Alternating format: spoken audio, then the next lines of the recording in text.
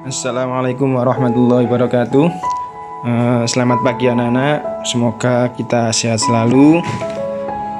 Kali ini mata pelajaran fikih mempelajari tentang sholat Jumat. Khususnya bagi laki-laki tentu pernah, bahkan setiap Jumat sudah melakukan atau mengikuti kegiatan sholat Jumat.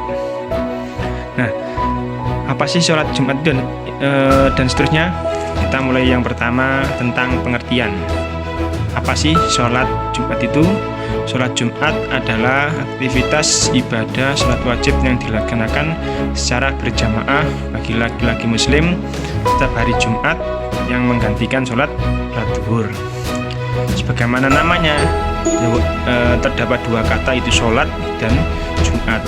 Sholat berarti sholat, sedangkan Jumat itu hari Jumat, artinya sholat yang dilaksanakan pada hari Jumat. Kita lanjutkan. Apa hukum sholat Jumat? Hukumnya yaitu wajib bagi laki-laki, yang perempuan tidak diwajibkan. Apa dalilnya? Dalilnya adalah surat Al-Jumu'ah ayat 9 sampai 10. Dan yang kedua adalah hadis riwayat Abu Dawud. Ini dalil tentang hukum sholat Jumat. Terus selanjutnya adalah syarat wajib sholat Jumat. Yang pertama adalah Islam. Jadi orang non-muslim tentu tidak diwajibkan mengikuti atau melaksanakan sholat Jumat.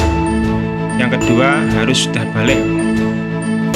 Ketika sudah balik, maka dia sudah wajib untuk mengikuti atau melaksanakan sholat Jumat.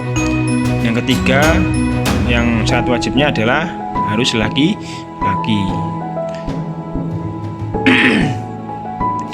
Keempat, merdeka. Jadi budak tidak diwajibkan. Mungkin saat ini budak sudah hampir tidak ada ya. Selanjutnya adalah berakal sehat. Maka orang gila tidak ada kewajiban untuk mengikuti sholat Jumat. Dan yang terakhir adalah bermukim di daerah tersebut.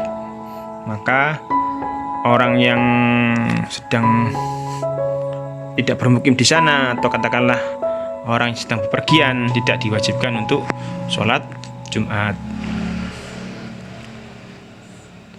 Selanjutnya adalah syarat sah sholat Jumat. Yang pertama yaitu sholat Jumat dan kedua khutbahnya dilaksanakan pada waktu zuhur. Artinya waktunya adalah sama dengan waktu zuhur, tentu saja pada hari Jumat. Yang kedua, sholat Jumat dilaksanakan di area pemukiman warga. Jadi tidak dilaksanakan di tempat-tempat yang di tengah hutan misalnya. Yang ketiga, dilaksanakan secara bersamaan oleh minimal 40 orang yang memenuhi syarat wajib Jumat. Jadi kalau seseorang memenuhi syarat yang sudah saya sampaikan tadi, syarat wajib sholat Jumat, maka jumlahnya harus minimal 40 orang.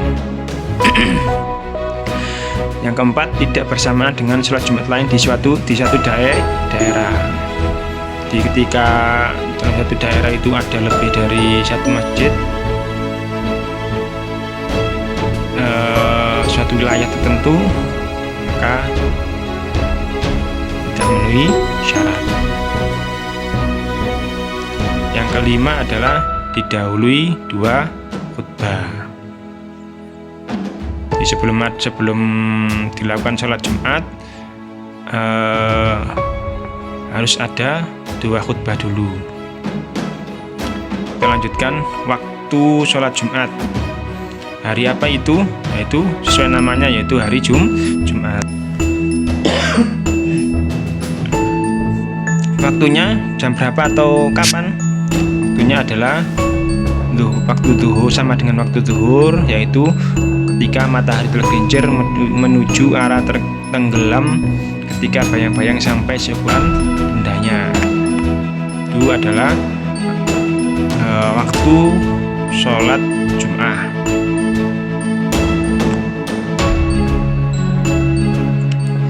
Beberapa kesunahan sebelum sholat Jumat ada cukup banyak.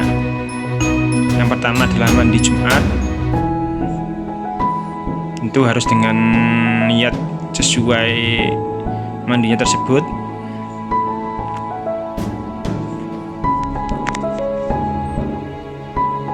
Yang kedua, menyikat gigi sebelum sholat Jumat. Tiga, memotong kuku, menggunting kumis, dan menyisir rambut.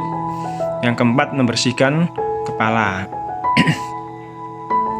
Yang kelima, memakai pakaian yang baik dan bersih, diutamakan yang berwarna putih. Yang keenam, memakai wangi-wangian. Yang ketujuh, bersegera datang ke masjid sebelum khatib naik mimbar. Maka usahakan sebelum khatib naik kita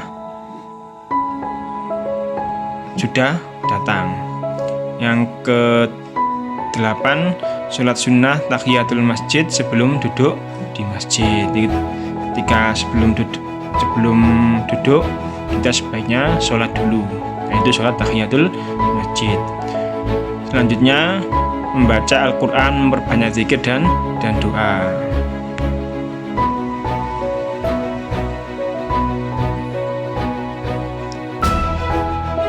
Yang selanjutnya memperbanyak membaca sholawat atas Nabi Muhammad. Jadi untuk yang nomor I dan J ini dilakukan sebelum sholat Jumat. Dan terakhir adalah mendengarkan khutbah. Jadi sebisa mungkin ketika seorang khatib menyampaikan khutbahnya, maka kita mendengarkan dengan baik dan seksama. Selanjutnya, keutamaan sholat subuh, keutamaan sholat Jumat adalah sebagai berikut. Yang pertama, mendapat pahala puasa dan sholat setahun. Yang kedua, mendapatkan pahala berkorban, seperti ganjarannya atau pahalanya seperti mendapatkan pahala berkorban. Yang ketiga adalah menghapus dosa di antara dua Jumat. Di Jumat sekarang dengan Jumat selanjutnya, misalnya Jumat sekarang, maka dosa kita akan terhapus. Dosa kita selama 1 minggu tersebut akan terhapus. Akibat meninggalkan sholat Jumat, yang pertama adalah akan ditutup hatinya oleh Subhanahu wa Ta'ala. Semakin kita sering tidak melaksanakan perintah Allah, semakin kita jauh dari hidayahnya, maka hati kita akan semakin